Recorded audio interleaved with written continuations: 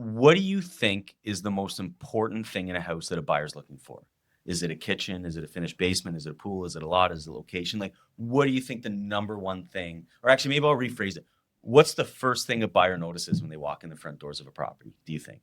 I think they notice the overall aesthetics, so like paint and baseboards and the bathroom and the kitchen and that.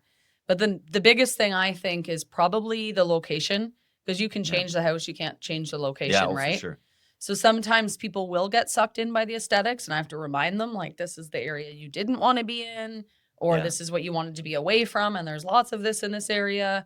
So I think that location is the most important. Obviously, the house has to work for them, like in terms of size and that sort of thing. So location is number one, and then the structure itself. So you don't want a house, even if it's in a good location, that's structurally not sound. Yeah. And you don't want a house that looks nice, but it's not in the best area.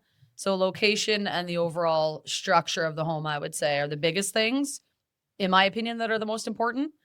But often people will get sucked in by nice quartz countertops and paint and the way Yeah. it's staged and stuff like that. And that's all nice and whatnot, but you really need to focus on the bigger things because yeah, it does take time for most, especially first time home buyers, to get their home to a state where it looks like those Pinterest houses and Yeah. looks like those ones that are all staged online. And sometimes people don't see the full picture. Yeah. They just walk in, they're like, we want it like this. We don't want to do work, not realizing that they're kind of better off to maybe get a house in a good location that's more the size they want, that might need some flooring or paint or carpet or removed and stuff like that. And would you, so in a sense, I guess, and kind of related, but not when you say with location, is it better to have the most expensive house on a street or the cheapest house on a street?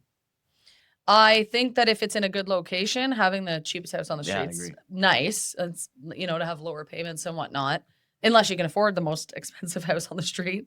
But yeah, I would say so. And a product with mortgages that I can tie into this is we have something called purchase plus improvements. So this means you have a house that, I'll give an example as easy as I can number wise. You have a house that's worth 500,000. You're buying for 500,000, and your first time home buyers or second time or however many times they bought, doesn't matter.